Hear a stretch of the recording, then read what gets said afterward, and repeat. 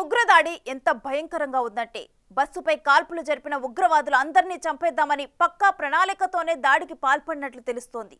ఈ దాడి నుండి ప్రాణాలతో బయటపడిన వారు ఘటనను తలుచుకొని భయంతో వణికిపోయారు. మరో కోణంలో ఆలోచించి చూసినప్పుడు ఆ దాడిలో ఉగ్రవాదులు తమ రూటు మార్చినట్టు తెలుస్తోంది. ఇప్పటి వరకు టచ్ చేయని ప్రాంతాలే టార్గెట్గా టెర్రర్ పుట్టించాలని ప్రణాళికలు రూపొందిస్తున్నట్లు అధికారులు అనుమానిస్తున్నారు.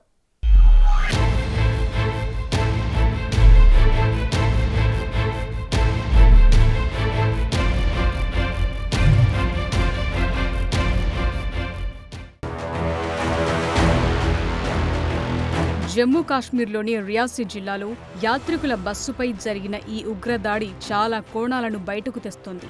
ఇందులో ప్రాణాలతో బయటపడిన వారు భయానక క్షణాన్ని గుర్తు చేసుకుంటూ దాడి తీవ్రతను వెల్లడించారు.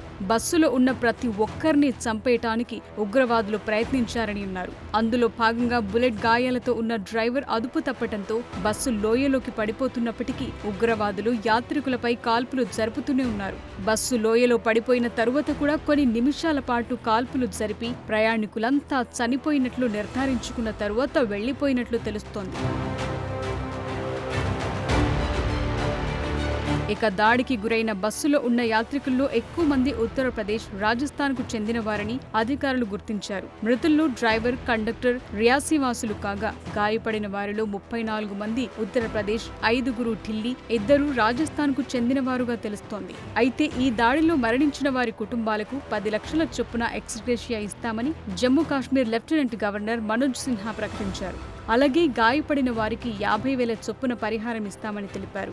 ఇక దాడి నుండి ప్రాణాలతో బయటపడిన వారి మాటల ప్రకారం సాయంత్రం 6 గంటలకు శివఖోరి అంటే రియాసీ నుండి వైష్ణోదేవి ఆలయం కోసం బస్సులో బయలుదేరిన 30 నిమిషాల తర్వాత ఈ సంఘటన జరిగింది. దాడిలో 6 నుండి 7 మంది ఉగ్రవాదులున్నట్టు తెలుస్తోంది. వాళ్లు ముఖాలకు మాస్కులు ధరించి ఉన్నారని, ప్రారంభంలో వాళ్లు రోడ్డుపై అన్ని వైపుల నుండి దాడి చేసి బస్సుపై కాల్పులు జరిపినట్టు బాధితులు తెలిపారు. అలాగే బస్సు పడిపోయినప్పుడు ఉగ్రవాదులు బస్సు వైపుకొచ్చి అందరూ చనిపోయారని నిర్ధారించుకోవటానికి కాల్పులు కొనసాగించారని, అయితే తాము చనిపోయామని ఉగ్రవాదులకు నమ్మకం కలిగించడానికి బస్సులో బతుకున్న వారంతా మౌనంగా ఉన్నట్లు బాధితులు వెల్లడించారు. బస్సులో పిల్లలు, మహిళలు కూడా ఉన్నారు.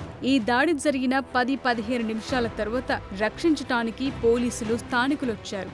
అయితే మే 4న పూంచ్ జిల్లాలో ఐఏఎఫ్ కాన్వాయ్పై జరిగిన ఘోరమైన దాడి తర్వాత పరారీలో ఉన్న పాకిస్తాన్ మాజీ army SSG commando Lashkar-e Taiba కార్యకర్త ఎలియాస్ ఫౌజీ, పాకిస్తాన్కు చెందిన మరో 2 ఉగ్రవాదుల ప్రమేయం ఈ దాడిలో ఉన్నట్టు అధికారులు అనుమానిస్తున్నారు.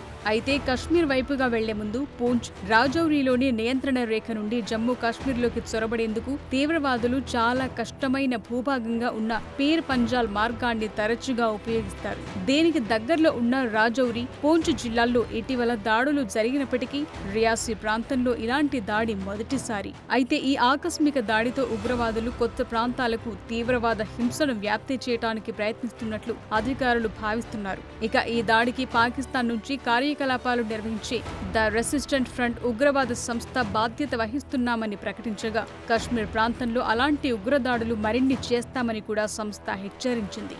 పర్యాటకులు, స్థానికేతరులే లక్ష్యంగా దాడులకు తెగబడతామని చెప్పిన టీఆర్ఎఫ్ ఇది ఆరంభం మాత్రమేనని ప్రకటించింది.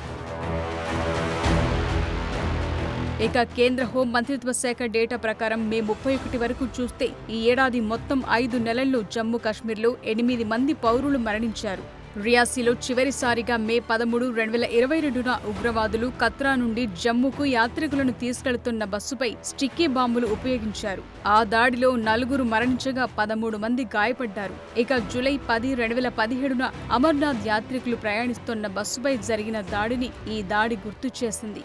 ఇందులో 7 మరణించగా 19 మంది గాయపడ్డారు. ఇక రియాసీలో జరిగిన తాజా దాడి సందర్భంగా భారీ కాల్పులు జరిగినప్పటికీ డ్రైవర్ సమయస్ఫూర్తితో 52 మంది ప్రయాణికులను రక్షించగలిగాడు.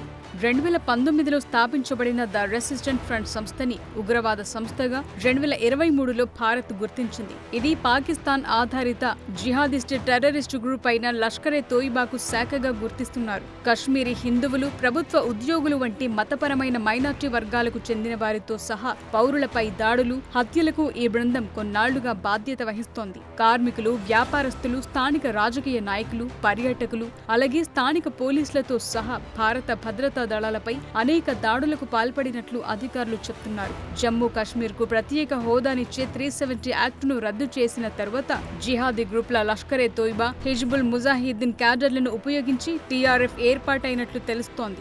ఈ పేరులో మతం కనిపించకుండా ప్రతీకవాదాన్ని ఉపయోగించుకుంటోంది. ఈ గ్రూప్ కి విస్తృతమైన సోషల్ మీడియా ఉనికి కూడా ఉన్నట్లు గుర్తించారు. ఈ సోషల్ మీడియా ఖాతాల్లో కొన్ని పాకిస్తాన్లో గుర్తించారు.